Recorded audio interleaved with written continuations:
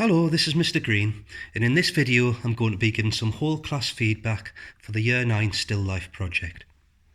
In this first example, you can see the student has been creative in the use of materials, the title has been put on in an interesting way, and they've used coloured pencil as well as watercolour.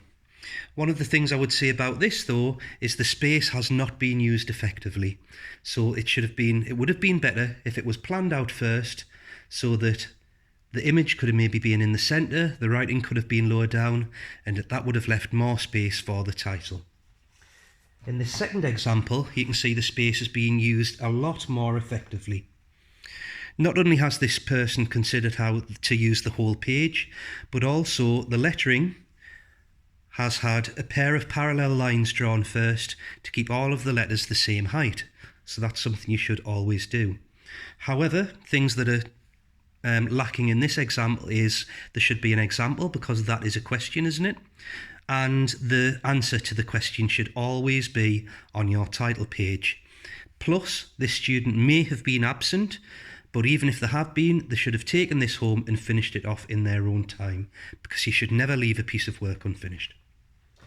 In this next example, the space has been used effectively. They've used a good range of materials. It's only pen and coloured pencil, but that's enough. And the space has been very carefully considered and planned out. So you've got a nice title there. It doesn't always need to be bubble writing. You've got some of the students' drawing skills demonstrated, and you've got a good balance of images and writing. What would make this even better would be a little bit of watercolour in these gaps, which would have just made it look nicely finished.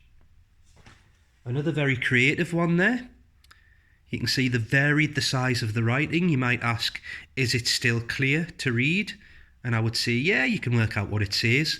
Needs a question mark on here, but this also needs some coloured pencil and watercolour or other materials to make it look more finished. Here's an example of something that's very effectively done.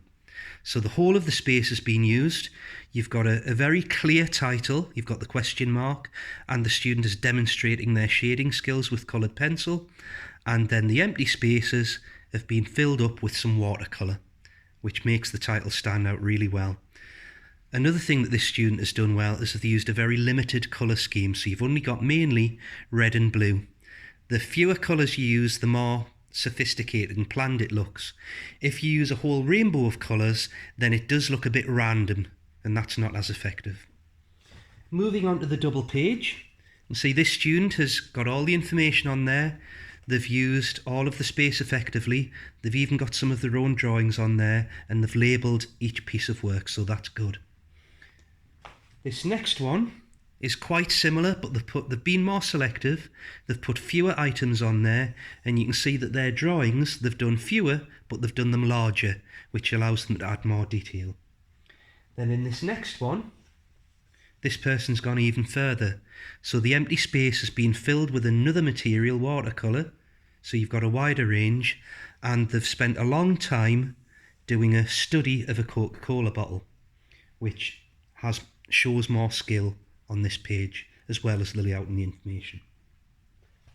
The next thing that we've done in your books was the information about the ellipses and the cuboids, and this one is particularly well presented. You can see it's quite subtle with a little bit of pink watercolour on here. The diagrams are all very accurate. The titles you can see them quite clearly, although they're fairly small, that's fine. But what I like about this one is the creative use of newspaper on there. People wouldn't usually think newspaper is a good thing to put in the background, but I think that's quite effective. And you can see that looks quite sophisticated, the colours and the layout on that one. So what I want you to do now is have a think about what you've done in your work. You'll be given one of these green sheets that you will stick on the next available page in your book, and I want you to bear in mind what I've just said to you, think about the things the teacher has said, think about what other students are doing, and choose 2 of these things that you need to work on and improve. If you can't identify 2 things yourself, then your teacher will help you. Thank you.